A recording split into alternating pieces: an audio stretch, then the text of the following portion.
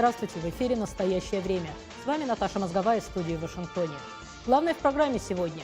Следственный комитет России хочет наказать правозащитников за посещение арестованных по делу об убийстве Бориса Немцова. Сотни погибших на востоке Украины хоронят в безымянных могилах.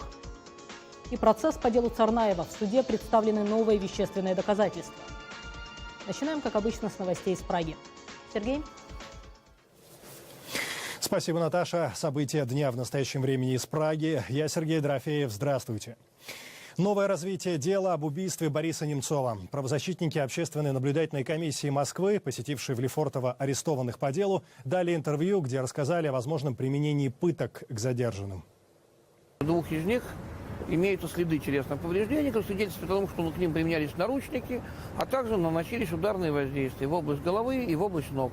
Кроме того, Заур Дадаев сообщил нам о том, что в отношении него применялись пытки электротоком. Всех данных, что у нас есть, недостаточно для того, чтобы сделать однозначный вывод о применении пыток. Ну, скажем, мы не можем исключить, что какие-то другие обстоятельства способствовали появлению телесных повреждений. Но о том, что есть основания для проведения подобной проверки, и эта проверка должна быть проведена независимыми, честными, порядочными следователями и прокурорами, этого сомнений у нас нет. На факт посещения задержанных отреагировал Следственный комитет.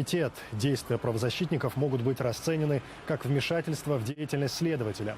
Коллега Андрея Бабушкина Ева Меркачева в интервью программе «Настоящее время» обвинения в свой адрес и адрес комиссии назвала абсурдными. Все обвинения, выдвинутые Следственным комитетом, и я, и Андрей Владимирович Бабушкин считаем абсурдными, надуманными и нацеленными на парализацию работы правозащитников с целью исключения нашего допуска к задержанным. В ближайшее время членов Общественной наблюдательной комиссии Еву Меркачеву и Андрея Бабушкина вызовут на допрос, где выяснят, зачем они интересовались обстоятельствами уголовного дела и зачем публиковали их в СМИ. Ни одного вопроса, касающегося следствия, мы не задавали. И у нас есть тому, во-первых, свидетели, во-вторых, есть видеорегистратор, и записи его, я очень надеюсь, сохранились. В каждой камере, где мы были, фиксировалось на видео все наши вопросы. И там было очевидно, что все, что мы спрашивали, входит и подпадает под общественный контроль. Все, что мы спрашивали, это касалось нарушения прав человека. Кормили ли человека, били ли человека, давили ли на человека, давали ему право звонка, давали ему адвоката. Ничего связанного со следствием мы не спрашивали. Мы не задавали вопрос, убивал ли ты, где ты был в момент убийства. Ни одного подобного вопроса даже в голову нам прийти не могло задать. И ближе к вечеру Интерфакс передал официальное сообщение руководства наблюдательной комиссии. Орган пришел к выводу, у задержанных нет телесных повреждений, свидетельствующих о применении насилия, заявляет глава комиссии Антон Цветков. Запад не готов воевать за Украину. Такой вердикт выносит президент Европейского совета Дональд Туск. Евросовет – высший политический орган ЕС. Цитата Туска, которую приводит польское издание «Онет».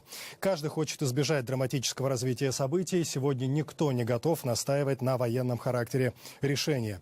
Чиновник признает, у Украины есть все основания чувствовать себя одинокой в этой борьбе. И пока политики осторожными формулировками обозначают ситуацию в Украине, сотни и сотни жертв войны хоронят в безымянных могилах. Шахиды Якуб о том, как заканчиваются судьбы простых граждан. Да, Михальчук, верно фамилия написана. Лилия Родионова, бывший сотрудник скорой помощи Донецка, сейчас она главный человек, занимающийся вопросами военнопленных и пропавших без вести на территории самопровозглашенной ДНР. Порядка 400. Эта цифра неполная. Я думаю, что гораздо больше, гораздо больше. Это кадры массового захоронения в Славянске, снятые международной неправительственной организацией Human Rights Watch. Это еще август месяц, Иловайский котел, Старобешевский котел, Снежное. Мы не знаем, погиб или не погиб, он пропал без вести. Пропал в районе Никифорова. Это наш. Это Билибин Роман. Комендант города Снежное Сергей Годованец непосредственно участвовал в боевых действиях в Иловайске и Славянске. Если никаких данных нет, значит никаких данных, то есть просто отмечается позиция или как там будем говорить на карте и так далее. В районе Мариновки захоронили были такие, которые тела вообще, то есть сидит человек весь обгоревший, мы даже не знаем, кто в каком порядке они лежали, и таким образом получилось, что двоих опознали. Занимался этим один человек, он вообще занимался не только он и нашими, и украинскими солдатами отметки ставил. То есть у него была такая информация. Он и сейчас на данный момент обладает этой информацией. Поэтому... А вот дальше, вот. Сразу. Сейчас вот проедем, ее видно будет. Этот человек, командир с позывным «Чех», показал нашей съемочной группе, где были обнаружены тела солдат. Здесь вот был крест и была надпись, это хоронили наши. Здесь было 4 бойца Украины. Вот здесь вот на этом месте. Ну, он камень остался. Был молодой хлопчик. Я знаю одно, что его звали Сергеем, ему 18 лет. После боевых действий тела переправляются в один из донецких моргов. После обстрелов, бомбардировок, артобстрелов поступает большое количество даже гражданских людей. Некоторые под фамилиями, некоторые без фамилий. Сотрудниками бюро было исследовано всех трупов, не только военных, там, не только мирных после обстрелов, почти 21 тысяча. Но многие тела доставляются обгоревшими или без каких-либо документов, что делает их опознание невозможно. Единственная возможность опознать тела – это анализ ДНК. Однако такой лаборатории сейчас в Донецке нет. У нас была очень хорошая лаборатория, и сейчас мы пытаемся все-таки восстановить. А что с ней случилось? Ну, война. Случилась война. Я считаю, что очень много людей, которые еще находятся в неопознанных захоронениях, те люди, которые погибли, но не доставлены на судебно-медицинское исследование. Тела военнослужащих, которые передаются украинской стороне, отвозятся в Днепропетровский морг. В этот раз из 23 погибших в Дебальцево удалось установить имя только одного военнослужащего. Все те, с кем я разговаривал, сходятся во мнении, что вероятность найти пропавших солдат ничтожно мала. А командир с позывным «Чех», глядя на эту долину, сказал: тела будут находиться здесь очень долго, так как во время самых ожесточенных боев многих солдат просто закапывали в ямы. Шахид Якуб. Настоящее время. Мне же остается добавить, что по данным Межведомственного центра Украины по военнопленным и пропавшим без вести с момента начала военных действий в стране остается невыясненной судьба как минимум 1500 человек.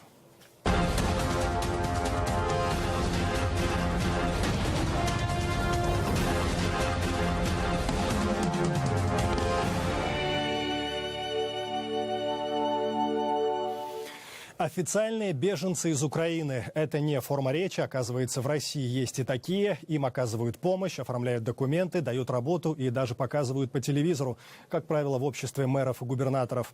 Но есть беженцы, которых в России считают чужими, и таких большинство. О них не пишут в газетах, их не увидишь по ТВ, их судьбы отдают в руки добровольных помощников. Андрей Королев. Этот гуманитарный центр, расположенный на одном из предприятий Твери, особо не афиширует. Все, что можно о нем узнать, не выходит дальше социальных сетей. Тем не менее, ежедневно сюда идут люди, приносят одежду, обувь, детские игрушки. Именно здесь получают помощь беженцы с юго-востока Украины. Светлана Иванова бежала из Горловки на территорию Белгородской области, но местные миграционные службы порекомендовали беженке вступить в так называемую программу переселения и перебраться в Тверь. В телефоне, в интернете зашла на сайт Твери, и там есть такая группа «Донбасс в Твери». В Твери Светлана и ее мать поняли, что их обманули. За сутки до нашего приезда в Тверь Светлана смогла получить временное убежище, но сам по себе статус не дает права ни на временное проживание на территории России, ни на работу. Потому что никому мы не нужны. Вопреки общепринятому мнению, отнюдь не все жители Донбасса бегут в Россию, спасаясь от обстрелов украинской нацгвардии. Бегут туда, куда проще убежать, но российские власти их не ждут. Все, на что могут рассчитывать беженцы, это неофициальная помощь волонтеров. Я думала, что вот, может быть, просто буду помогать там людям одеться, обуться, с питанием. Ну, думаю, может быть, вспомогательно там помогать по поводу работы, там, поиску. Но найти работу без регистрации по месту жительства оказалось невозможно. Жители Твери принять у себя постояльцев не спешат. Местное население не готово идти на какие-то вот уступки, не хотят вообще регистрировать ни под каким предлогом. А потом много объявлений у нас в газетах, что люди делают регистрацию только за деньги. Многие решили на этом делать бизнес. Я зарегистрировала на свой домашний адрес 117 человек. После этого на меня завели уголовное дело. После того, как беженцы вступились за свою покровительницу, Тверская прокуратура оставила Елену в покое, но проблема сохранилась. Через Тверской гуманитарный центр ежедневно проходят десятки людей, при этом сами волонтеры рискуют остаться на улице. Их благотворительная деятельность выпадает из сферы информационного пиара. Андрей Королев, «Настоящее время», Тверь. Глава МИД Германии полетел в США, чтобы убедить Вашингтон не поставлять оружие Украине. В Берлине видят прогресс в соблюдении мирных соглашений. Не все союзники по НАТО с этим согласны. Прямо сейчас передаем слово в Вашингтон. Наташа, продолжайте. Спасибо, Сергей. В НАТО разочарованы решением России приостановить участие в заседаниях совместной консультативной группы по договору об обычных вооруженных силах в Европе. Генеральный секретарь Альянса Йенс Столтенберг отметил важность консультаций по вопросам сокращения вооружений. По мнению экспертов, этот шаг приведет к дополнительному ухудшению ситуации в сфере европейской безопасности. В НАТО также утверждают, что на территории Восточной Украины продолжают оставаться российские военнослужащие и что при отсутствии возможности эффективного мониторинга трудно отслеживать отвод тяжелого вооружения.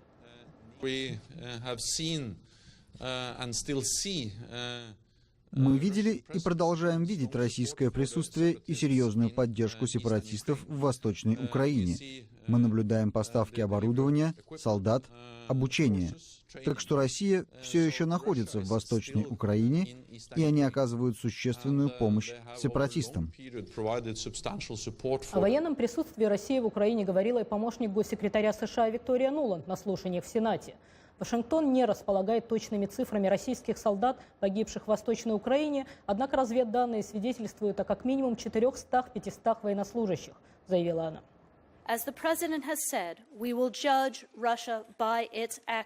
Как уже заявил президент, мы будем судить о России по ее делам, а не по словам. Соединенные Штаты и наши международные партнеры начнут сворачивать санкции в отношении России только после полного выполнения Минских соглашений. Но верно и обратное. Если соглашения не будут выполнены, то последуют новые санкции. Мы уже начали консультации с нашими европейскими партнерами о дальнейших мерах давления в случае, если Россия продолжит поджигательные действия на Востоке или в ином регионе Украины и не станет соблюдать Минские соглашения или захватит новую территорию, как мы уже видели на примере Дебальцево после подписания соглашений.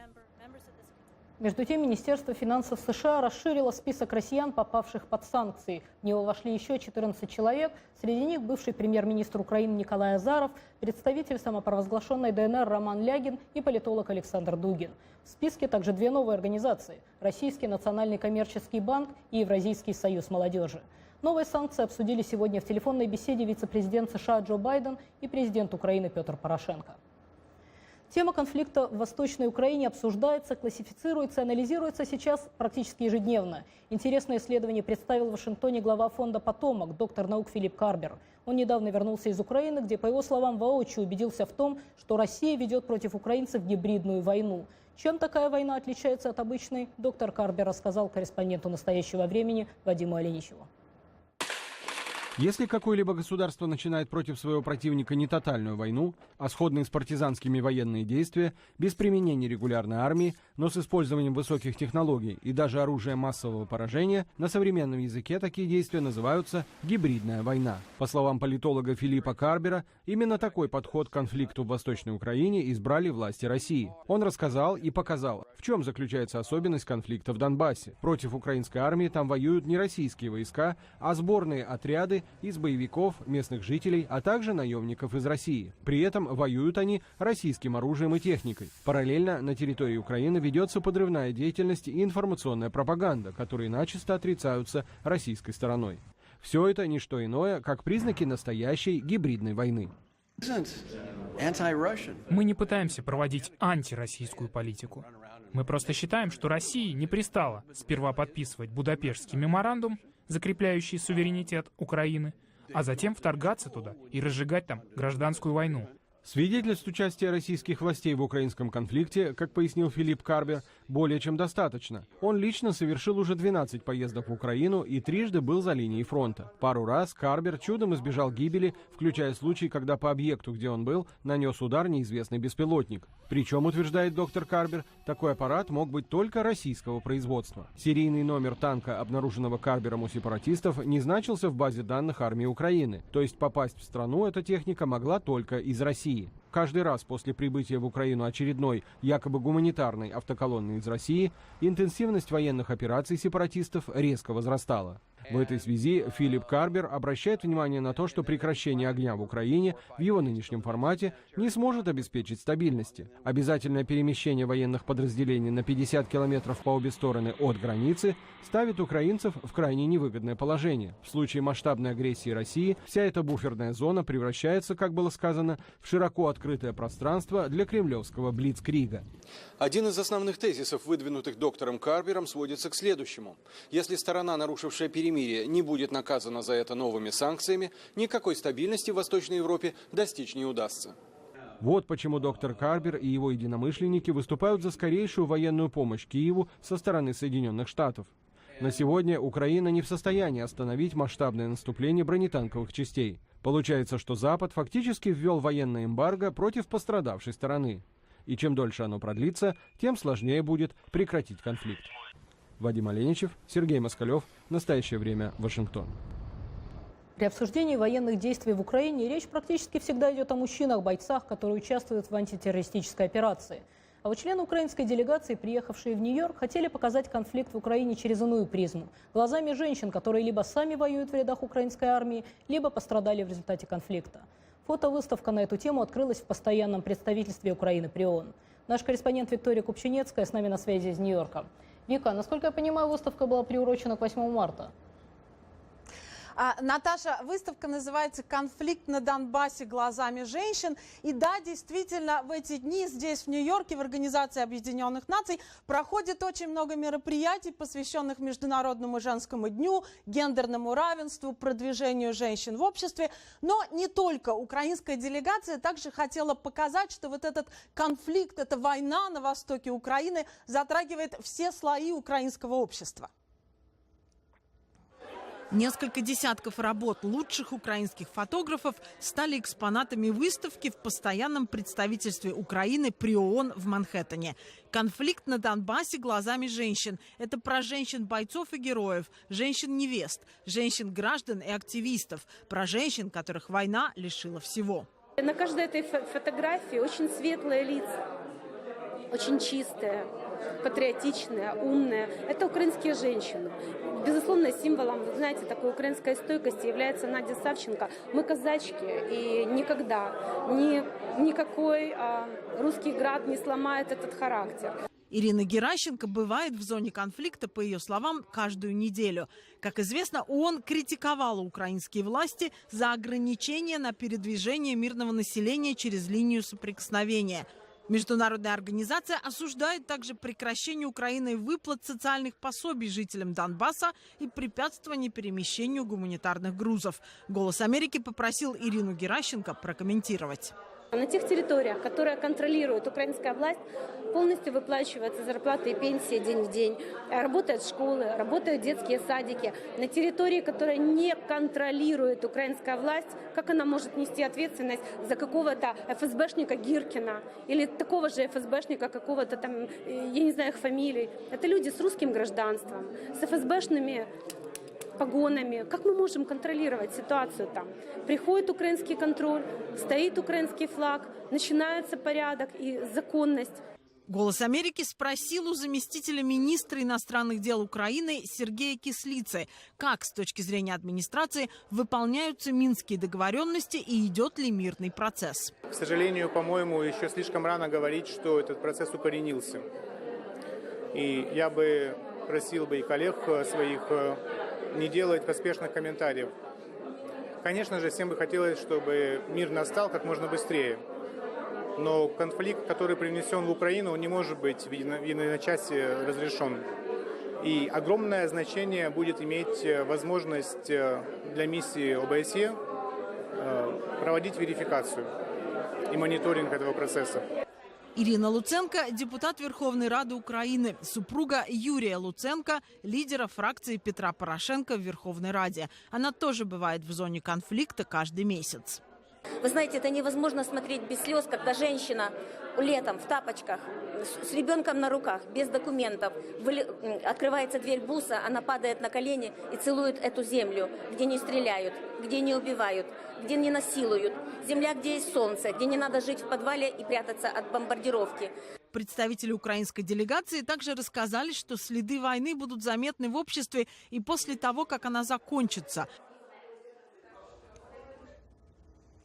Бойцы будут возвращаться с этой войны с серьезной психологической травмой. Эта травма будет распространяться на их близких, на других людей. И эта травма на многие десятилетия. Поэтому вот представители этой украинской делегации, в частности, запросили у международного сообщества гуманитарную помощь и на преодоление вот такой психологической травмы, которая является последствием этой войны. Наташа. Спасибо. С нами была Виктория Купчинецкая из студии в Нью-Йорке. Россию накрывает волна празднований в связи с годовщиной аннексии Крыма. Слово коллегам в Праге. Сергей? Так и есть, Наташа. 11 марта 2014 была подписана декларация о независимости полуострова. Торжества будут масштабными. Ожидается концерт у стен Кремля с участием Владимира Путина. Новые крымские власти уверены, будь референдум сейчас, крымчане также поддержат присоединение к России. Ну а жители полуострова, между тем, недовольны постоянным ростом цен. Правозащитники свидетельствуют об искоренении инакомыслия новой властью.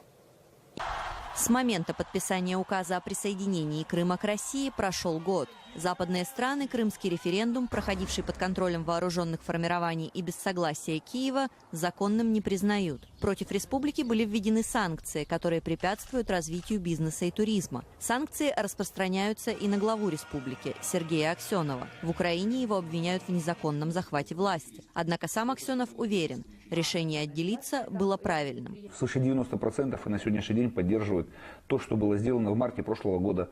В этом лично я не сомневаюсь. И другим западным журналистам я предлагал, пожалуйста, в любое время. Вот неожиданно можно выйти на улицу сюда, пожалуйста, постоять, поспрашивать людей, что они думают о том, что совершилось. Изменилось в лучшую сторону. Добавились пенсии, зарплаты. Дороги начали ремонтировать, и вообще правительство начало работать. Ну, еще, конечно, есть кое-какие издержки, но надеемся, что все будет хорошо. Одна из издержек – инфляция. Многие не ожидали, что вместе с зарплатами и пенсиями вырастут и цены. Цены, посмотрите, что делается с ценами. Говорили. Доллар хорошо, доллар вверх. Сейчас доллар вниз, а цены вверх.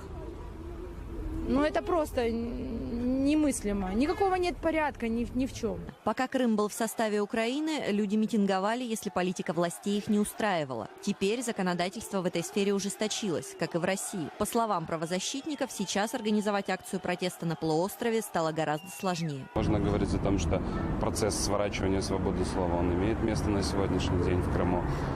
Также заметно ограничена на сегодняшний день свобода передвижения.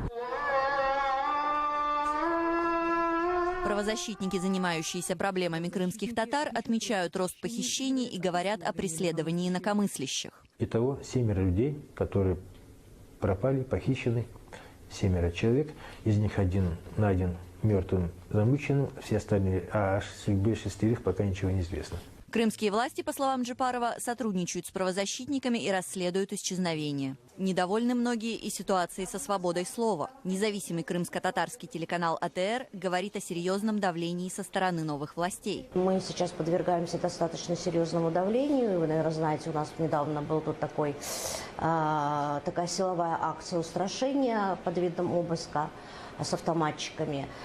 Кроме того, мы сейчас опасаемся, что нас могут не зарегистрировать как российское средство массовой информации. Россия пообещала крымчанам миллиарды, но сама оказалась в трудном положении. Традиционные связи с Украиной нарушены, нет даже транспортного сообщения. Из-за санкций стало очень трудно вести бизнес. Международные компании из Крыма уходят. Большинство жителей, тем не менее, считают выбор в пользу России верным. Но голоса несогласного меньшинства слышно не стало. Те, кто был против, либо уехали, либо предпочитают молчать. Екатерина Кочкина, «Настоящее время». Это «Настоящее время». Продолжаем. Далее у нас вновь эфир из Вашингтона. Наташа. Сегодня 5-й день суда над Джохаром Царнаевым, обвиняемым по делу о взрывах на бостонском марафоне 2013 года. С нами на связи из Бостона наш корреспондент Фатима Атлисова. Фатима, здравствуй. Были ли представлены в суде новые свидетельства? Наташа, здравствуй. Да, в суде в последние недели были представлены огромное количество цифровых свидетельств. Это были новые видеоматериалы, показывающие, как братья Джохар и Тамерлан Царнаев пришли на Бойлстон-стрит с рюкзаками и как они уходили. Это была хронология, составленная ФБР. И агенты ФБР рассказывали подробно, что и как происходило на этом видео. Кроме этого, вчера было представлено очень важное со стороны обвинения вещественное доказательство. Это запись, которую Джохар Царнаев написал на борту внутри лодки в то время, когда он там прятался. На этой записи, по мнению обвинения, содержится фактически признание Джохара Царнаева и объяснение мотивации того, почему он совершил это преступление. Сегодня также были представлены цифровые доказательства, кроме этого были представлены вещественные доказательства. Агенты ФБР продемонстрировали куски рюкзака Джохара Царнаева и также содержание вот этой бомбы из скороварки. Куски этой скороварки также были продемонстрированы. Мы также увидели сегодня распечатки телефонных звонков двух братьев с картой локации, на которой точно отмечено, что они находились на улице Бойлстон и переговаривались. В том числе также была показана и распечатка телефонных звонков с анонимного предоплаченного телефона, который Джохар по утверждению обвинения приобрел за день до взрывов на марафоне. И кроме этого, обвинение пытается доказать, что Джохар Царнаев вел двойную жизнь. В качестве доказательства этого они привели его публичный официальный твиттер-аккаунт и профиль, который был анонимным, назывался Гураба, и на котором он размещал радикальные исламистские заявления и заявления против правительства США. Спасибо. Наташа? На прямой связи из Бостона была наш корреспондент Фатима Тлисова. Она ведет репортаж из зала суда в Твиттере юзер Фатима Тлис. Ключевые представители команды национальной безопасности Барака Обамы выступили сегодня в Сенате на слушании, посвященном запросу президента о применении военной силы против боевиков исламского государства на 3 года с ограничением по использованию сухопутных войск. Министр обороны Эштон Картер призвал сенаторов утвердить запрос, заявив, что стратегическая угроза со стороны группировки может только расти, поскольку другие экстремистские организации начинают использовать этот бренд исламского государства. Американские законодатели продолжают попытки воспрепятствовать переговорам «шестерки» с Ираном по поводу ограничения ядерной программы Тегерана. В администрации Обамы возмущены письмом иранским властям, которое подписали 47 сенаторов. В письме содержится предупреждение о том, что возможное соглашение может быть расторгнуто, когда нынешний президент США покинет Белый дом. Представители администрации обвинили сенаторов в попытке саботировать процесс. Сенаторы, в свою очередь, обвиняют администрацию в нежелании допустить их к разработке соглашения, которое может оказать колоссальное влияние на национальную безопасность США. И другая тема. Потенциальный кандидат в президенты Хиллари Клинтон отреагировала на обвинение в использовании личной электронной почты для официальной переписки во время пребывания на посту госсекретаря США. Это был ее первый публичный комментарий после сообщения об этом в газете «Нью-Йорк Таймс». Когда я стала государственным секретарем, я для удобства решила пользоваться своим личным электронным адресом, что разрешалось государственным департаментом, поскольку я думала, что будет проще использовать одно устройство для работы и личной переписки, а не 2. Клинтон отметила также, что, оставив свой пост, она предоставила в распоряжение Госдепартамента 55 тысяч страниц своей служебной электронной переписки, удалив лишь письма, касавшиеся личных дел, в частности, связанные со свадьбой ее дочери и похоронами матери. Критики утверждают, что личный почтовый ящик мог позволить Клинтон удалить и письма, отправленные по долгу службы, в которых она, например, предстает в негативном свете. На этом наша программа подошла к концу. Присоединяйтесь к нам в социальных сетях, заходите на наш сайт. И до завтра. Мы благодарим коллег в Вашингтоне и всех наших зрителей. Смотрите нас в эфире своих национальных телеканалов. В настоящее время вновь наступит уже завтра. Я Сергей Дорофеев. Всего доброго. До свидания.